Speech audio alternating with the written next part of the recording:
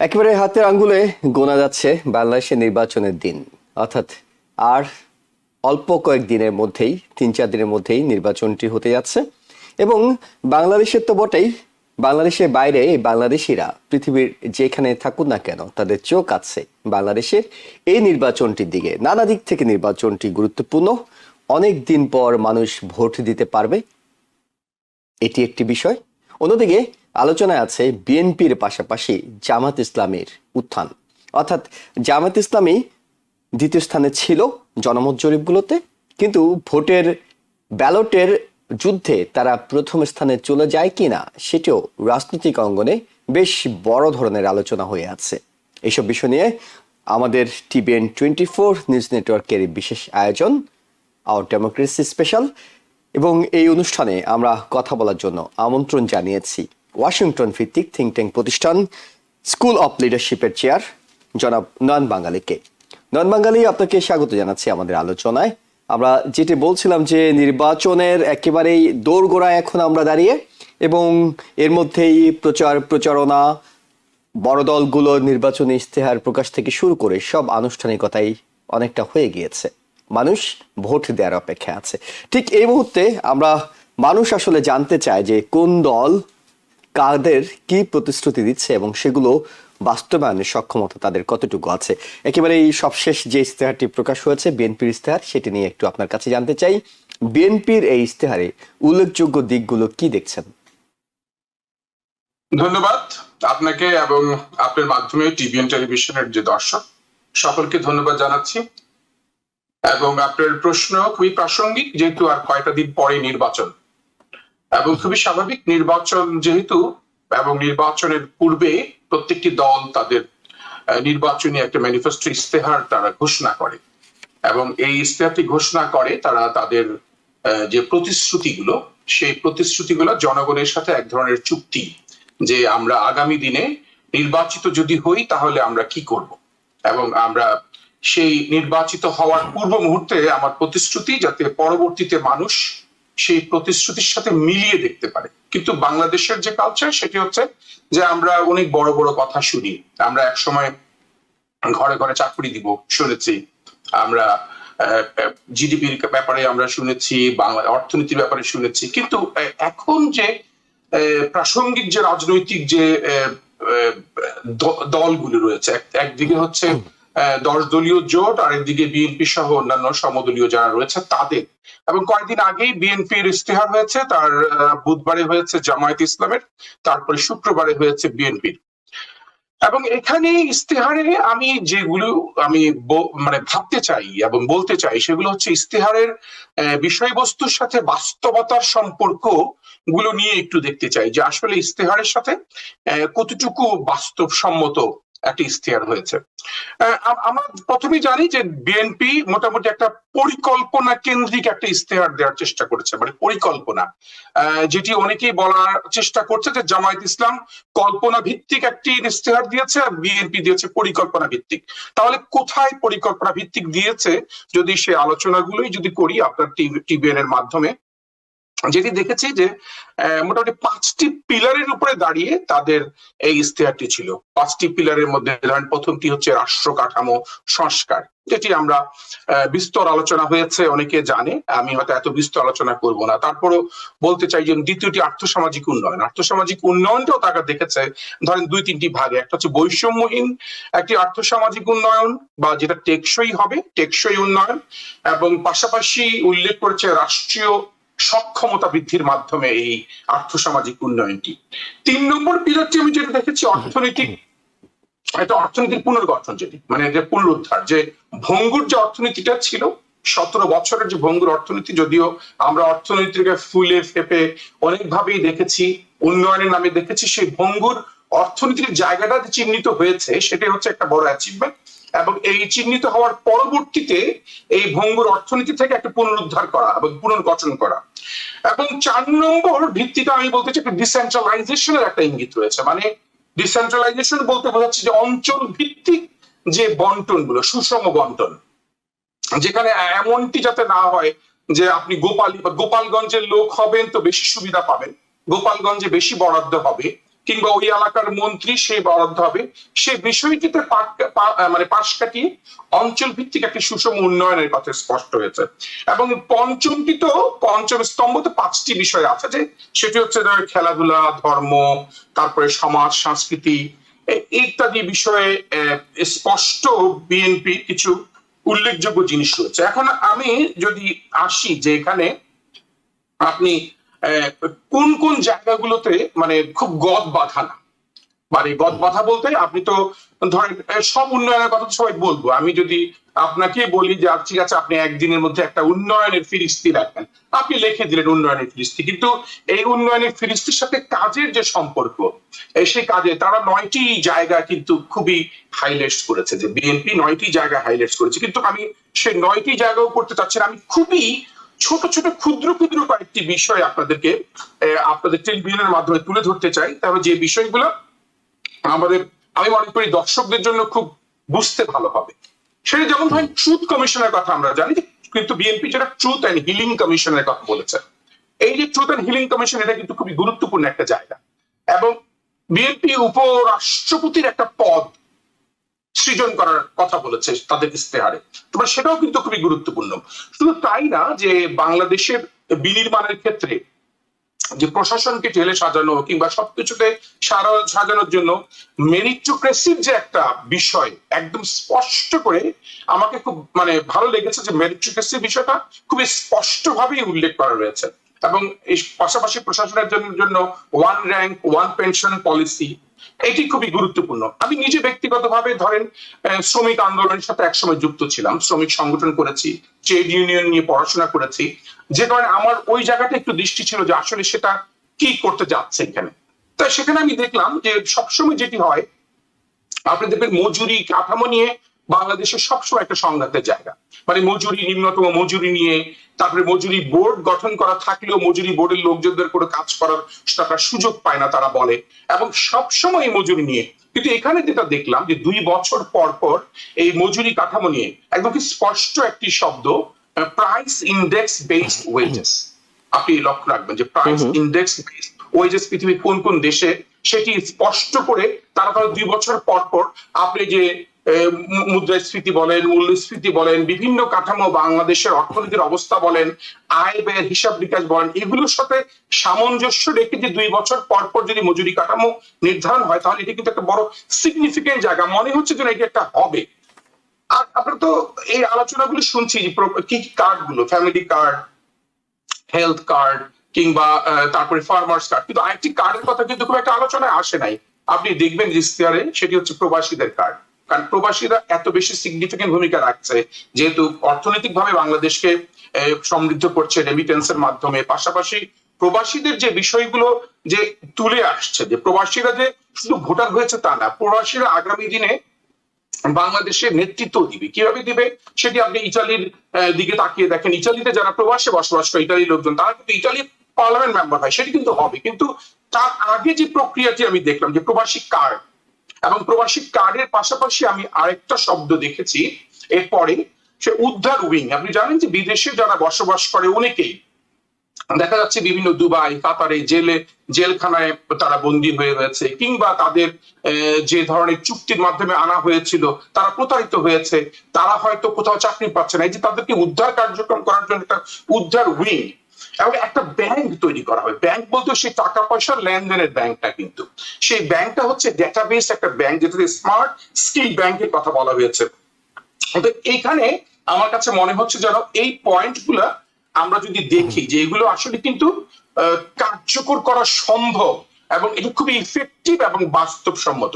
আমি কারিগরির কথা তো বলতেই চাই, যে কারিগরি শিক্ষা ক্ষেত্রে যেহেতু তারা 1 কোটি বেশি কর্মসংস্থান, সেখানে অবশ্যই ফোকাস, কিন্তু কিভাবে করবে সেটা কিন্তু ইঙ্গিত রয়েছে। আমি দেখলাম যে 400 কোটি টাকা বরাদ্দ করা হবে কারিগরি খাতে, এবং শুধু বরাদ্দ করলেই যে হবে না, তার জন্য ভালো ভালো প্রশিক্ষক দরকার, সেটারও স্পষ্ট ইঙ্গিত আমি দেখেছি ইশতেহারে। সেটি হচ্ছে 9500 প্রশিক্ষকের কথা বলা হয়েছে।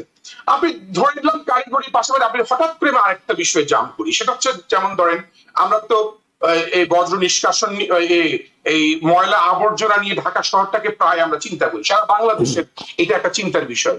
এবং এখানে অনেক রাজনীতি হয়, এখানে অনেক চাঁদাবাজি হয়, দখলবাজি হয়, অবাক ব্যাপার। কিন্তু উন্নত দেশে সেটা কিভাবে চলে?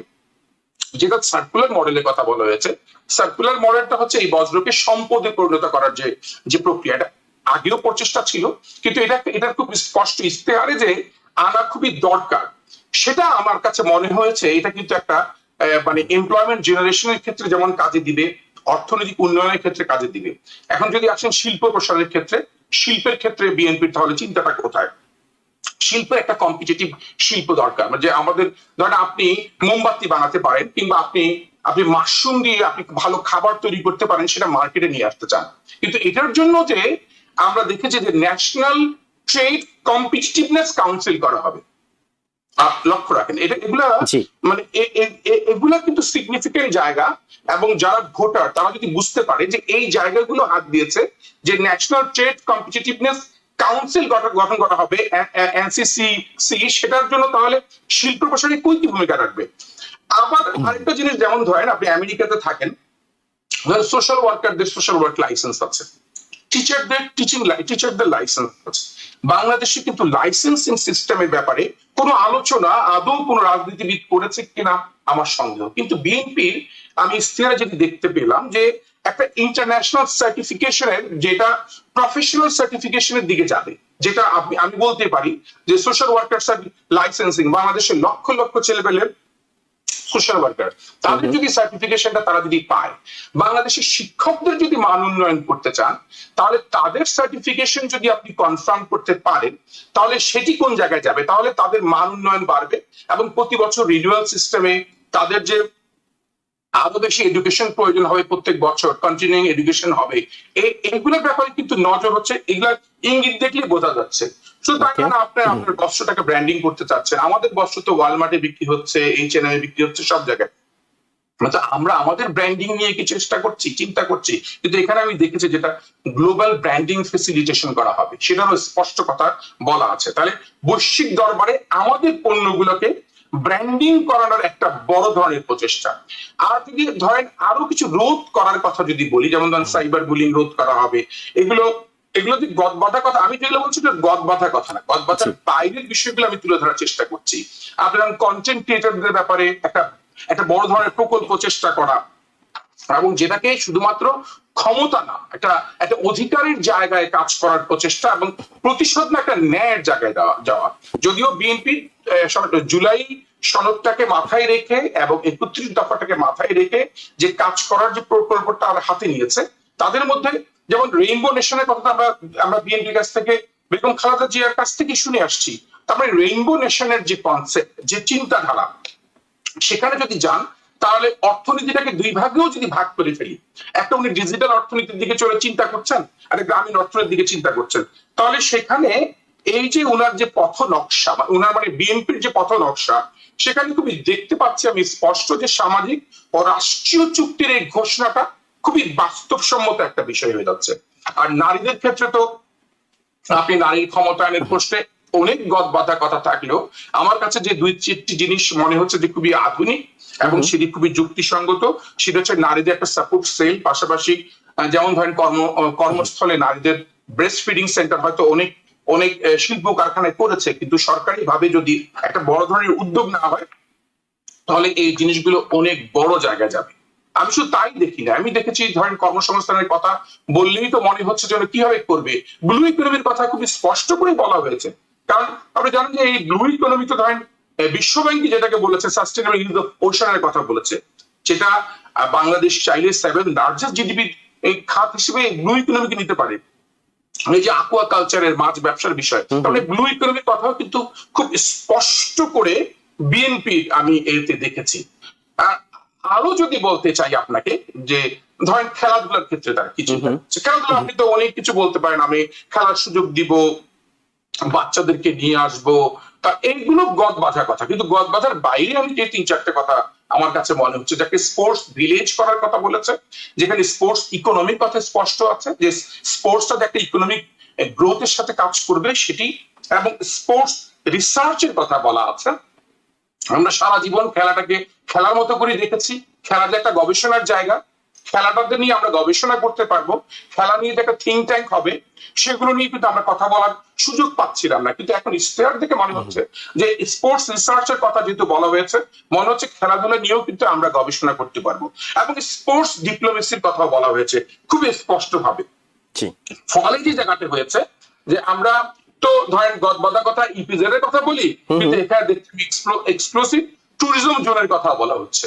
তার মানে এক্সক্লুসিভ ট্যুরিজম জোনটা দিয়েও যে আপনি অনেক কিছু কভার করতে পারছেন, এই কভার করার বিষয়গুলোকে আমি মনে করি যে এটা আরো বেশি একটা বিষয়। আপনি যেমন পরিবেশের কথা যদি বলেন, আমরা তো সবসময় থিওরি অফ চেঞ্জ নিয়ে কথা বলি। থিওরি অফ চেঞ্জটা কি, যে আপনি কি ধরনের ইম্প্যাক্ট দিচ্ছেন, তার আউটকামসটা কি, এবং তার আউটপুটটা কি আসবে, বা ইম্প্যাক্টটা কি আসবে। তাহলে আপনার ইনপুট থেকে ইম্প্যাক্ট যদি চিন্তা করেন, তাহলে এই যে বলেছে যে একটা ওয়াটার ট্যুরিজম করা হবে, তার মানে ওয়াটার ট্যুরিজমের কথা ভাবলেই আপনার মাথায় চলে আসবে কি, নদী শাসন। আপনাকে নদী শাসন করতে হচ্ছে, আপনাকে নিশ্চয় ছেড়ে দিবেন না ট্যুরিস্টদেরকে। তার মানে নদী শাসন, পরিবেশও তৈরি হবে, আপনি পরিবেশ রক্ষা করতে পারবেন, আপনি ট্যুরিজম ব্যবসা বাণিজ্য করতে পারবেন। তার মানে এই যে থিওরি অফ চেঞ্জ, এইটার যে একটা নির্যাস ইশতেহারের মধ্যে, সেটি আমি খুব স্পষ্ট করে দেখতে পাচ্ছি, এবং খুব চমৎকার বিশ্লেষণ করেছেন আপনি। আমরা শুনছিলাম প্রায় টানা 14 মিনিট শুনছিলাম যে বিএনপির ইশতেহারের বিভিন্ন দিক, অন্তর্গত দিকগুলো আপনি তুলে ধরেছেন, যেটি হয়তো দর্শকদের বুঝতে খুব বেশি সুবিধা হবে। আপনার কাছে যে প্রশ্নটি রাখতে চাই সেটা হলো, আপনি বলছিলেন যে যেহেতু বিএনপির দুদিন আগে জামাতের ইশতেহারটি প্রকাশ হয়ে গেছে, দুদিন ধরে সেটা নিয়ে মানুষ বোঝা শোনার সুযোগটা একটু বেশি পেল। আপনি জামাতের ইশতেহারটিকে বলছিলেন কল্পনা প্রসূত এবং বিএনপির ইশতেহারটিকে বলছিলেন বাস্তবসম্মত। আমি ঠিক জানতে চাই, জামাতের ইশতেহারটি কোন জায়গায় আপনার কাছে কল্পনা প্রসূত মনে হচ্ছে? আচ্ছা, আমি আমার কাজ কিন্তু কাউকে ছোট করা না, আন্ডারমাইন করা। প্রথমেই বলে দিচ্ছি, সেটা হচ্ছে পলিটিক্যাল কালচারটা একটা পজিটিভ পলিটিক্যাল ভাইব থাকতে হবে পলিটিক্সে। আপনি নির্বাচনী ইশতেহার দিচ্ছেন মানে আপনি নির্বাচনী প্রধানমন্ত্রী হবেন, দেশ চালাবেন, তার জন্য ইশতেহার দিচ্ছেন তা না। আপনি যদি ভেবে নেন যে ঠিক আছে, আমি যদি বিরোধী দলের রাজনীতি করি, তাহলে আমার যে পরিকল্পনাগুলো, আমার যে কল্পনাগুলো, সেই কল্পনা হোক পরিকল্পনা হোক, সেগুলো আমি সংসদে গিয়ে কথা বলে তুলে ধরবো, এবং তুলে ধরে আমি সেটি বাস্তবায়ন করার জন্য, অনেক সময় তো আছে না, ইশতেহারের পার্থক্য আপনি 19-20, 18-20 করতে পারবেন, এবং সেখানে আমি আন্ডারমাইন করতে চাচ্ছি না। তারপরেও কোথায় কোথায়, যেহেতু আমি এটাকে দুই ভাগ করেছি, কল্পনার মানে খুবই বেশি কল্পনা, এই জন্য বলছি উনি 2041 সাল পর্যন্ত, 40 সাল পর্যন্ত নিয়ে গেছেন। যদিও 2041 সালের কথা বললি আওয়ামী লীগের কথা মনে পড়ে, তারা 2041 সালের কথা বলে, কিন্তু অ্যাটলিস্ট জামাত 2040 সাল পর্যন্ত গিয়েছেন। তার মানে একটু কল্পনাটা একটু এক্সটেন্ড করেছেন। সেখানে আমি যেটা বুঝি যে 7 কোটি কর্মক্ষম যুবকের ব্যাপারে তাদের চিন্তা, এবং প্রথমেই যদি আসেন যে আমার প্রথমেই খটকাটা লাগলো, মনে পড়লো বলে আগেই বলি, যেমন 64টা জেলায় 64টা মেডিকেল কলেজ গঠন করবেন। আমাদের মেডিকেল কলেজ বর্তমানে কয়টি আছে, এবং বর্তমানে মেডিকেল কলেজে কতটি ছাত্র পূরণ করতে পারছি, এবং মেডিকেল কলেজে কতটুকু স্বয়ং সম্পূর্ণ, এবং সেখানে উনি ডাক্তার হিসেবে কিংবা ওনাদের নায়েবে আমিরও ডাক্তার, হয়তো এই ক্ষেত্রে ওনাদের আগ্রহের জায়গাটা খুব বেশি থাকতে পারে। আমার এখানে কোনো আপত্তি নাই, কিন্তু তারপরেও আমার আপত্তির যে জায়গাগুলো রয়েছে সেটি হচ্ছে, যেমন ধরেন ওনারা কার্ডের ব্যাপারে হয়তো অনেক বিরোধিতা করেছেন বা বলেছেন এই কার্ডগুলো, যেমন ধরেন বিএনপির ফ্যামিলি কার্ড, ফার্মার্স কার্ড, এখন তো আরেকটা কার্ডের কথা আমি বললাম, প্রবাসী কার্ডের কথা বললাম, নতুন এটিও একটি মার্কেটিং হচ্ছে আজকে, প্রবাসী কার্ড। তো এই যে কার্ডগুলোর কথা ওনারা কিন্তু এক জায়গায় নিয়ে আসার চেষ্টা করছেন, ঠিক আছে, ওইটা তাহলে কি, সেটা ওনারা সোশ্যাল সিকিউরিটি নাম্বার, এই আমেরিকাতে যে সোশ্যাল সিকিউরিটির অ্যাসেসেন্ট দেয়, সেরকম করে নামটাও কিন্তু এসএসএস কার্ড দিয়েছেন, স্মার্ট সোশ্যাল সিকিউরিটি কার্ড। এখন উনি যেটা ওনারা 8টি চ্যাপ্টারে ভাগ করেছেন, এবং ওনারা 41টি এরিয়া নিয়ে আসছেন, যে এরিয়াতে ওনারা যেমন বলেছেন যে নারীদের স্নাতক পর্যন্ত বিএনপি বলেছে, ওনারা বিশ্ববিদ্যালয় না, পর্যন্ত, বিএনপিও স্নাতকোত্তর বলছিল, জামাত স্নাতকোত্তর এই কথা বলছে, অর্থাৎ মাস্টার্স পর্যন্ত বলছে। জি, আচ্ছা আচ্ছা, না এটা ঠিক, আমি বলছি এটার সাথে মানে কম্পেয়ার করছি না, একসাথে মার্চ করার চেষ্টা করছি। মানে যেটা কল্পনার জায়গাটা, ধরেন এইটা অনেক আলোচনা হয়েছে নারীদের কর্মঘণ্টা নিয়ে, যে 5 ঘন্টা কর্মঘণ্টা যদি নারীদের হয়, মানে জামাত যদি ক্ষমতায় আসে তাহলে 5 ঘন্টা আর 3 ঘন্টা তারা সরকারের পক্ষ থেকে তাদেরকে দেওয়া হবে, কিন্তু এটার বাস্তবতা কি? এই 3 লক্ষ 3 ঘন্টা করে যদি কর্মঘন্টা কর্মজীবী নারীদেরকে দেওয়া হয়, সেখানে 3 লক্ষ কোটি টাকার বাজেট লাগবে, যেখানে গোটা বাজেটই হয়তো 7-8 লক্ষ কোটি টাকার। অতএব এটা একটু মানে আমি মনে করি কোনোভাবেই বাস্তবসম্মত না, এবং এটা কেউ চেয়েছে, প্রস্তাব করেছে, কিংবা কেউ দাবি তুলেছে যে ঠিক আছে ভাই আমরা একটা খেলার মাঠ চাই, তাহলে আপনি একটা খেলার মাঠ দিলেন, কিন্তু এ ধরনের দাবি তো বাংলাদেশে কখনোই কারো কাছ থেকে, কারো মুখ থেকে কোনো কালেও শুনি নাই। যেহেতু শুনি নাই, সেখানে আমার কাছে মনে হচ্ছে যে জামাতের এই জায়গাগুলো, কিছু কিছু জায়গাগুলো একটু কল্পনার জায়গা মনে হচ্ছে। যেমন ধরেন $10,000 মাথা পিছু আয়ের কথা, সামনের দিকে $2 ট্রিলিয়ন, হয়তো তারা আগামীর কথা বলেই তারা এগোচ্ছেন। শুধু তাই না, যেমন আরেকটি কথা, তাদের ছবিগুলোর ব্যাপারেও অনেক আলোচনা হচ্ছে। প্রায় 7-8টি ছবি বিভিন্ন জায়গা থেকে নিয়ে এসছে, ওনারা সেটা হয়তো লক্ষ্য করে নাই বা বলেছে কিনা আমি জানি না, কিন্তু সেটি দেখলাম যে ভারতের কোন এ থেকে ওনারা সেটি কাটিং করে নিয়ে আসছেন। তো এগুলো একটা ব্যাপার। আরেকটাও আমার মনে হচ্ছে যেন নারীদের জন্য পর্যাপ্ত মন্ত্রী বানানো হবে, এই কথাটি বলা হচ্ছে, যেখানে আমার কাছে একটু প্রশ্ন এসেছে যে নারীদের মন্ত্রী কিভাবে, মানে নারীদের মন্ত্রী আপনি টেকনোক্রেট মিনিস্টার করবেন না, যেখানে এমপি দিলেন না আপনারা নারীদেরকে। যদি এমপি হয়ে মন্ত্রী হতো তাহলে আপনি পর্যাপ্ত শব্দটা ব্যবহার করাটা মানে আমি একটু করে আপনার কাছ থেকে বুঝি, এখন পর্যন্ত যে বিষয়গুলো আপনি বললেন যে কল্পনাপ্রসূত, বাংলাদেশে এই মুহূর্তে 37টি পাবলিক মেডিকেল কলেজ আছে, তারা 64টির কথা বলছিল। ওই জায়গায় মানে আপত্তির জায়গাটা কোথায় সেটি পরিষ্কার হয়নি, সেটা একটু পরিষ্কার হতে চাইছিলাম।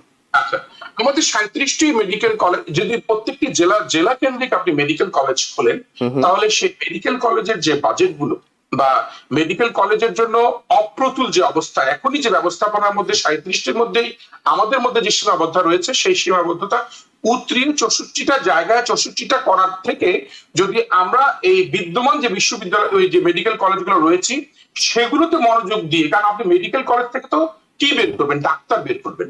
আপনি যদি যোগ্য ডাক্তার বের করতে না পারেন, আপনি শুধু কলেজ, আপনি শুধু জেলা পূরণ করলেন, জেলাগুলো পূরণ করলেন, তাহলে তো হবে না। তো মেডিকেল কলেজগুলোতে সেবার কথা শুধু মাথায় রাখছেন না, আপনি কিন্তু সেবার থেকে ভবিষ্যতের নেতৃত্বের কথা মাথায় রাখতে হচ্ছে, কারণ আপনাদের ভবিষ্যৎ নেতৃত্ব, ভবিষ্যৎ ডাক্তারদেরকে নিয়ে আসতে হচ্ছে। সেই ডাক্তারদের তো কোয়ালিটি ডাক্তার বের হতে হবে।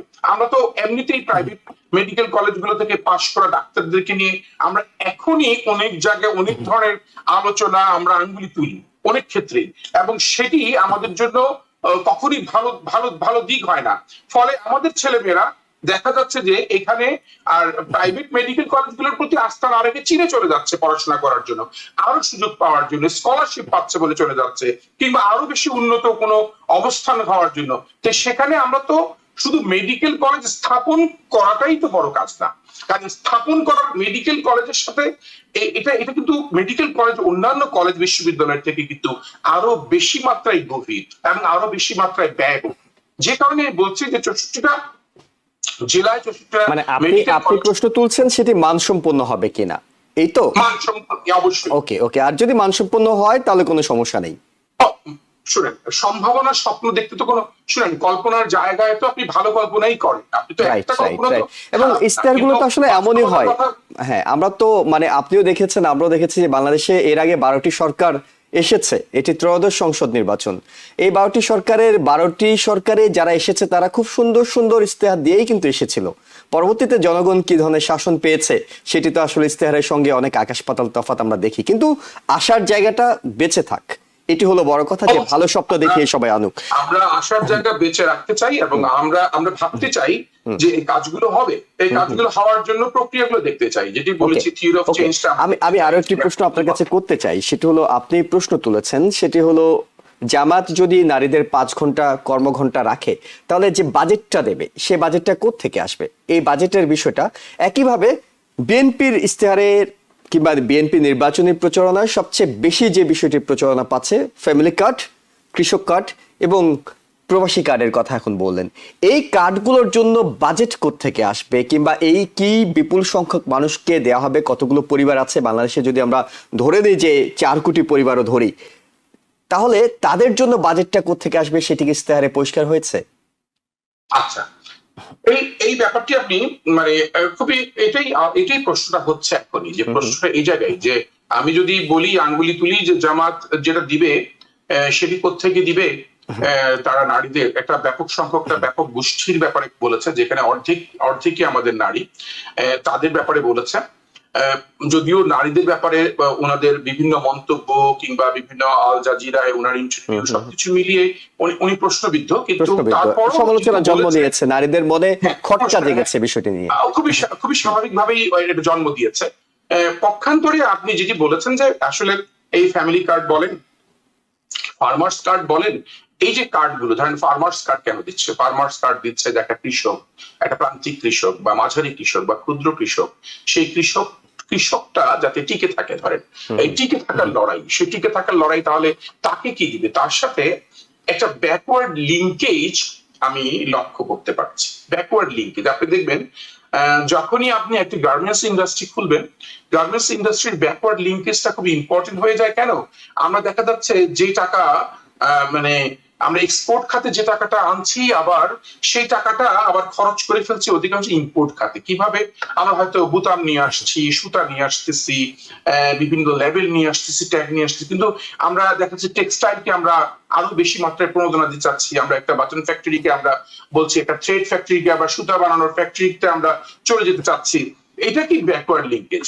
এখন ধরেন একটা ফ্যামিলি কার্ডে যেহেতু একজন নারী প্রধান যিনি থাকবে ফ্যামিলির, সেই নারী প্রধানকে বলা হচ্ছে ধরেন চাল দেওয়া হবে, ডাল দেওয়া হবে। ধরে নিলাম আমি একটা সহজ হিসাবে, ধরেন চালই দিল, চাল ডাল দেওয়া হলে সে চালই দিল। তাহলে আপনি এই যে আমরা পক্ষান্তরে দেখছি যে একটা কৃষকদেরকে আমরা প্রণোদনা দিচ্ছি, কৃষকদের অবস্থান তৈরি হচ্ছে, কৃষকরা কৃষিকাজে প্রচুর মনোযোগ দিতে পারছে, তারা সেখান থেকে তাদের যেহেতু দুইটা থেকে ডেটাবেস তৈরি হচ্ছে, কিন্তু এই ডেটাগুলো আমাদের খুবই দরকার। এই যে শুধু কার্ডই না, কার্ড শুধু সেবাটাই সে পাচ্ছে তা না, সে কিন্তু দেশের সেবাটাও দিচ্ছে তার ইনফরমেশন গুলো দিয়ে।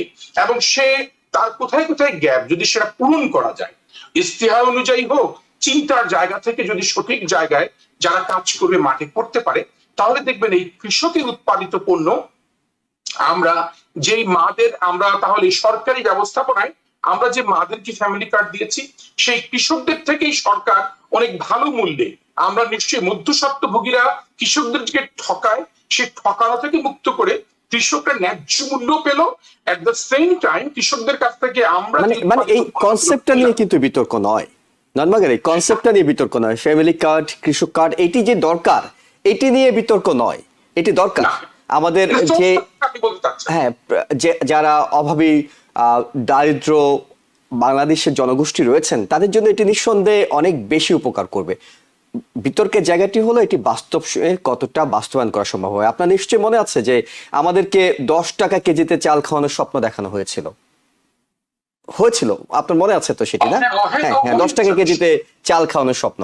তো আসলে বাস্তবে গিয়ে সেটি সম্ভব হয়নি। তখন গিয়ে বাজার, অর্থনীতি, নানা ধরনের ইউক্রেন যুদ্ধ, অন্যান্য যত সমস্যা আছে, কোভিড, সবকিছু সামনে চলে এসেছে। যাই হোক, চমৎকার, নিঃসন্দেহে ইস্তেহারে দুই দলেরই যে বিষয়গুলো আছে সেগুলো যদি তারা বাস্তবায়ন করে, তাহলে সেটি নিঃসন্দেহে বাংলাদেশের মানুষের জন্য কল্যাণ বয়ে আনবে। যে প্রশ্নটি আপনার কাছে করতে চাই সেটি হলো, 25শে ডিসেম্বর জনাব তারেক রহমান যখন বাংলাদেশে ফিরেছিলেন, তখন তিনি তার বক্তৃতা বলেছিলেন, আই হ্যাভ এ প্ল্যান। তিনি তার প্ল্যানটি এরপরে নির্বাচনের প্রচারণায় অল্প অল্প করে খুলেছেন, এবং এই ইস্তেহারে আপনি কতটা তার সেই প্ল্যানটা পেয়েছেন, আমি এটা একটু জানতে চাই। প্রথমেই বলতে চাই যে তারেক রহমান যখন বাংলাদেশে ফেরে, তার পূর্ব মুহূর্তে বাংলাদেশের আলোচনার জায়গা ছিল যে তারেক রহমান ফিরবে কি ফিরবে না।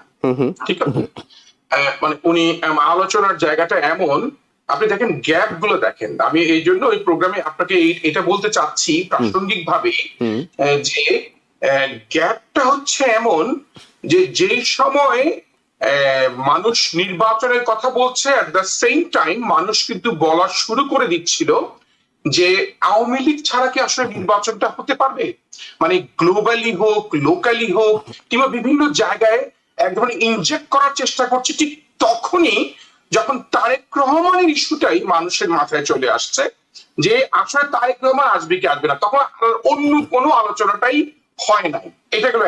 তার মানে তার এন্ট্রেন্সটা দেখেন, আলোচনার পুরা পরিবেশটা, সার্কামস্টান্সেসটা পরিবর্তন করে উনি যখন ইন করলো বাংলাদেশে, জি। তারপরে ঘটনাটা আপনি বলতে চাচ্ছেন যে উনি প্ল্যানের কথা বললো, তাহলে প্ল্যানের সাথে যাচ্ছে কিনা। এখন প্ল্যানের সাথে যদি একজন ব্যক্তি একটা রাজনৈতিক দলের প্রধান এবং অনেকটা ব্যক্তি নির্ভর হয়ে যাওয়ার কারণে বাংলাদেশের রাজনীতিটা মানুষ আমরা কম্পেয়ার করি, কার নেতৃত্বে বাংলাদেশ পরিচালিত হবে। আওয়ামী লীগ 17 বছর কিন্তু একটি কথা বলেছে বিএনপিকে, আসলে তোমাদের নেতা হবে কে, তোমাদের প্রধানমন্ত্রী হবে কে। কারণটা এই জন্য বলেছে, সে বুঝতে পারছেন যে তাকে দেশে আসতে দেওয়া হবে না, তাকে এমপি সংসদ নির্বাচনে অংশগ্রহণ করতে দেওয়া হবে না, অর্থাৎ প্রধানমন্ত্রী হওয়ার সুযোগ নাই, তাহলে লিডারকে বলো বলে আন্ডারমাইন করার একটা চেষ্টা করা হচ্ছিল। কিন্তু যখন তারেক রহমান আসে, আপনি যেহেতু আপনি প্রশ্নটাই করেছেন, আমি প্রশ্নটাই টিউনিং করি, এই জন্য টিউন করি, তাহলে উত্তরটা আপনি ভালো পাবেন।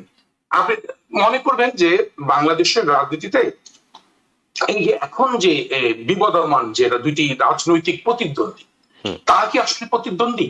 তারা তো আসলে একসাথেই রাজনীতি করেছে সব দীর্ঘদিন, তাই না? প্রায় 2 যুগের বেশি হবে। 2001 সালে সরকার গঠন করেছে একসাথে, মানে 91 সরকার থেকে শুরু করলে আমরা তো 91 তো দেখেছি 2 যুগের বেশি, অনেক বেশি একসাথে। আচ্ছা, একসাথে করেছে, তার মানে একসাথে করার কি ফল, কি ভালো দিক, কি খারাপ দিক।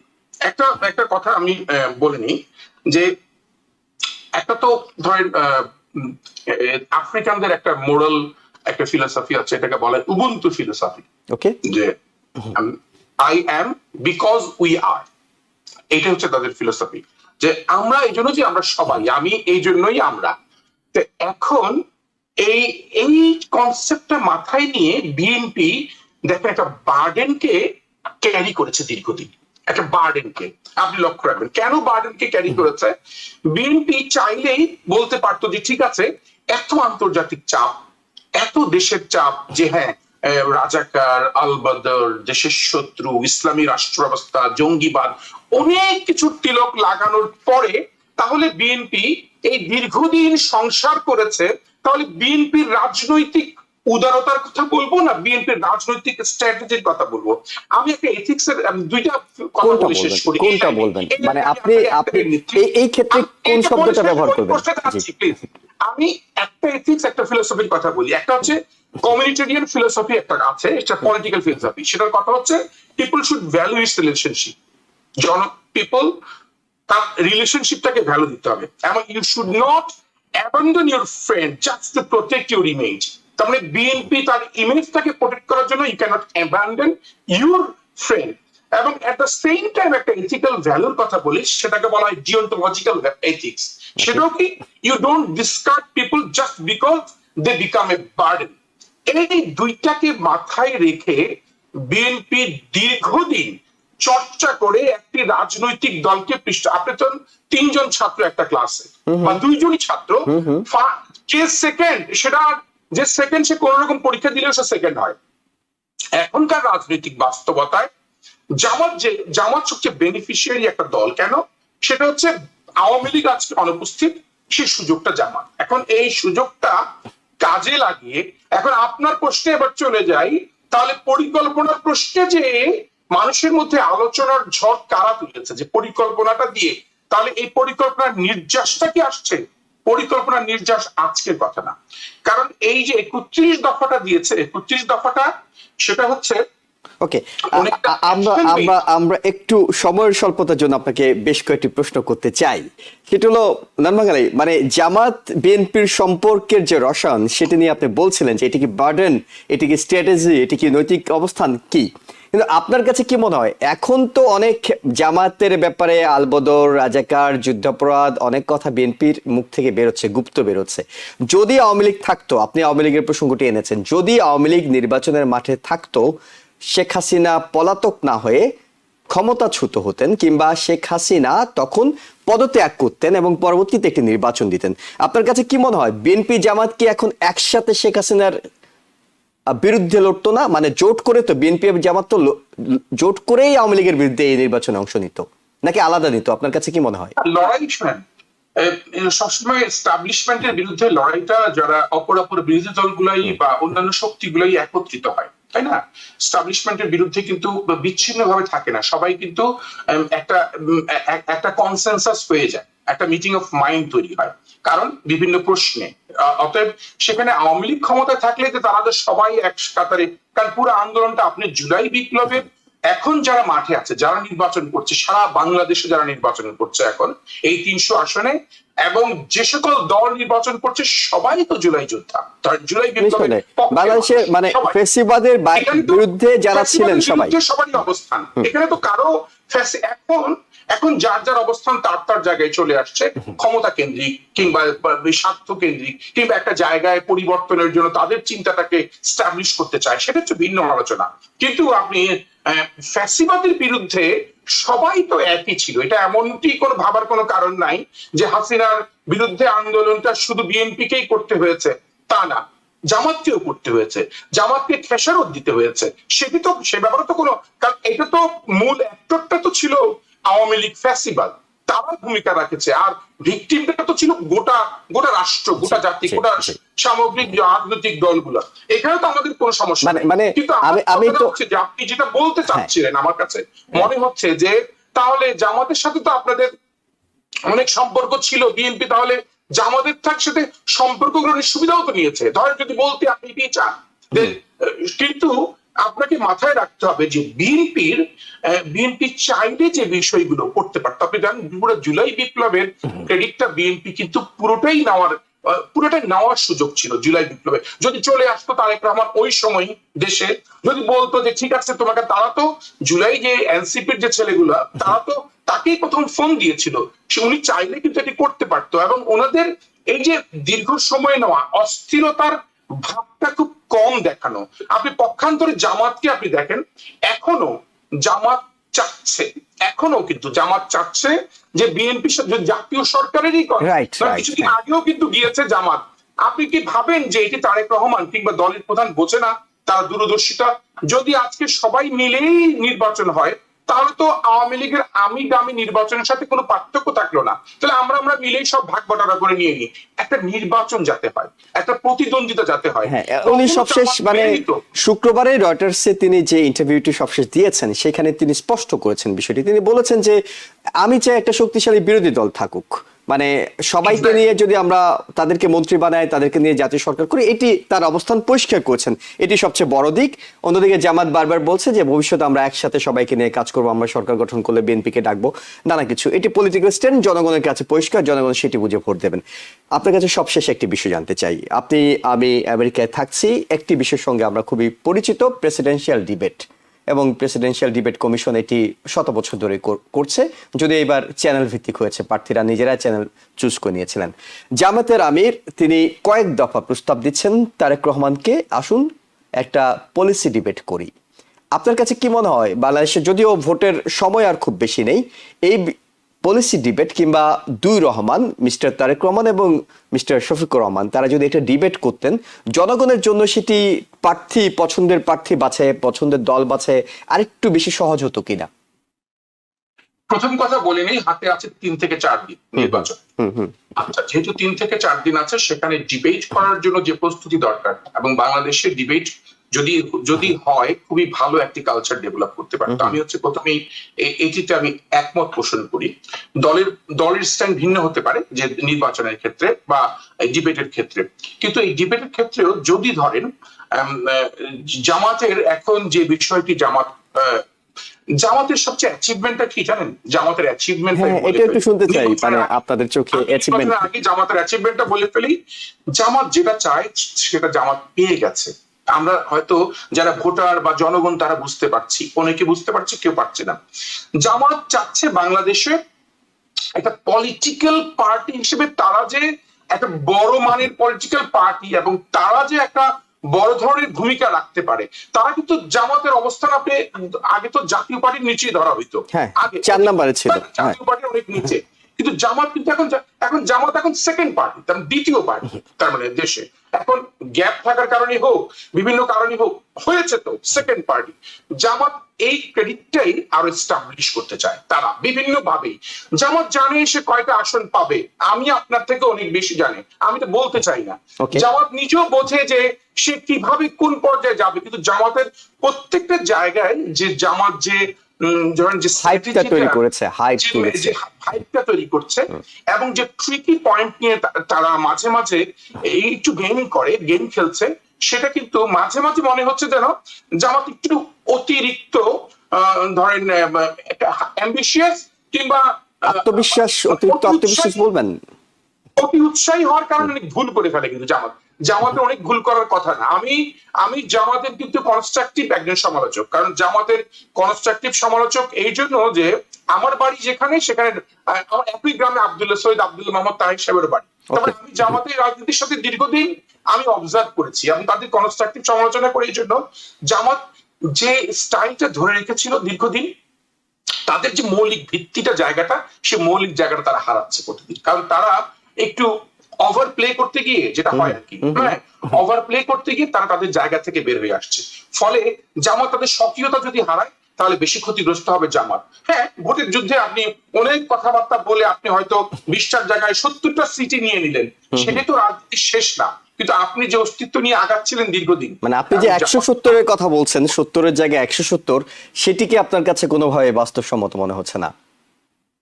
মানে জামাত বলছে যে তারা সংখ্যাগরিষ্ঠতা পেয়ে সরকার গঠন করতে পারে, মানে সেক্ষেত্রে তো জি দেখেন, আমিও থাকবো যদি আল্লাহ বাঁচিয়ে রাখে। 3-4 দিন পরে আপনিও থাকবেন, 4-5 দিন পরে আমরা কথা বলবো, আবার কথা হবে প্রয়োজন বোধে। জামাত 70টা পাবে না 170টা পাবে, তবে জামাত ইতিমধ্যে অ্যাচিভ করে ফেলেছে। মানে আমি মনে করি জামাত তার কোটা পূরণ করেছে। পুরো বিষয়টি একদম শুরু থেকে একটি কৌশলগত দিক ছিল জামাতের, আপনি বিশ্লেষণ করছেন যে তারা যে ক্ষমতায় যেতে পারে, এই হাইপটা তুলে অনেকগুলো বিষয় এখানে হতে পারে। মানে আমার নিজের বিশ্লেষণও এমন যে অনেক সময় প্রশাসন যখন দেখে যে অমুক দল নিশ্চিতভাবে জিতবে, তাদের দিকে ঝুঁকে পড়ে, যাতে প্রশাসন সেই ঝুঁকে না পড়ে, গণমাধ্যম ঝুঁকে না পড়ে এবং একই সাথে সুইং ভোটারদেরকে কোনোভাবে মোটিভেট করা যায়, সেই কারণে জামাত এই ধরনের কৌশল প্রয়োগ করতে পারে। আমি একটা উদাহরণ দিলে আপনি বুঝতে পারবেন কৌশলটা কি। মানে সহজ সাদা মাথা একদম গ্রামের একটা উদাহরণ দিই। গ্রামের ধরেন একসময় তো বিএনপির সাথে 4 দলীয় ঐক্য জোট ছিল, তাই না?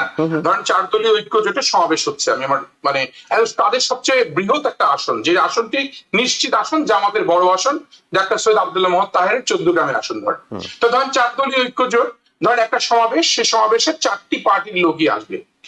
বিএনপি সকালবেলা থেকেই তাদের 20 থেকে 25,000 লোক ধরেন একটা মাঠে জমায়েত হয়ে গেছে, আর জামাত আসবে ঠিক অনুষ্ঠানের আগ মুহূর্তে।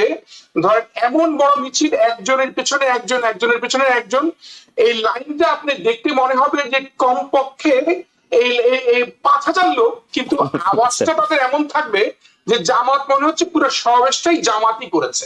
এবং জামাত এই আওয়াজটা এমনভাবেই দিবে যে সুশৃঙ্খলার দিক থেকে তারা সেরা, জনগণের দিক দিয়ে তারা সেরা, নীতি আদর্শের দিক দিয়ে সেরা, এই ভাইবটা তারা দিতে চায় এবং দিলে তারা স্বাচ্ছন্দ্য বোধ করে। আমি আমাদের অনেক বন্ধুদের মধ্যেও দেখি যে সবসময় তার নীতি আদর্শের কথা বলতে স্বাচ্ছন্দ্য বোধ করে, বলে আমি খুব নীতিবান, আমি খুব ভালো মানুষ, আমি কখনো মিথ্যা কথা বলি না, আমি কখনো এই 2 নম্বরই টাকা পয়সা কামাই না, এই যে এই ধরনের কথা বলতে থাকে। ওকে জিজ্ঞেস না করলেও বলে, শুধু বলে বলে সে একটা ব্র্যান্ড তৈরি করতে চায়। জামাতের ব্যাপারটা হচ্ছে, জামাতের ব্র্যান্ডিংটা আমরা সুযোগ দিয়েছি, তারা করেছে, এবং এই ব্র্যান্ডিংটা ওই স্টাইলটা ওই ধরনেরই, এবং সেটা করছে, কোনো খারাপ না। একটা বিরোধী দল হোক, শক্ত একটা বিরোধী দল হোক, আমি চাই। এবং জামাত তার নীতি আদর্শের যে জায়গাটা তারা ছিল, আমি কখনোই জামাতের 71 নিয়ে আলোচনা সমালোচনা করে 50 বছর পিছিয়ে যেতে চাই না। আমি কখনো জামাতের যে কট্টর ধর্মীয় চিন্তা নিয়ে আলোচনা করে জামাতকে আন্ডারমাইন করতে চাই না। তবে জামাতের যে বিষয়টা বলি, তাদের যে মৌলিক জায়গাগুলো ছিল, তারা যে সিস্টেমে পলিটিক্যাল প্র্যাকটিসটা করছে, সেই প্র্যাকটিসটা কিন্তু অনেকেই ফলো করতে পারতো, কিন্তু জামাত ওই প্র্যাকটিসে থাকে না। তারা আবার অন্যদের দেখে একটা পিয়ার প্রেসারের মধ্যে পড়ে যায় যে আমার পার্শ্ববর্তী দল এটা করছে, তাহলে আমিও এটা করি। আমিও একটা নারীদেরকে নিয়ে আমরা একটা কথা বলি যাতে নারীদের ভোটারটা পেয়ে যায়।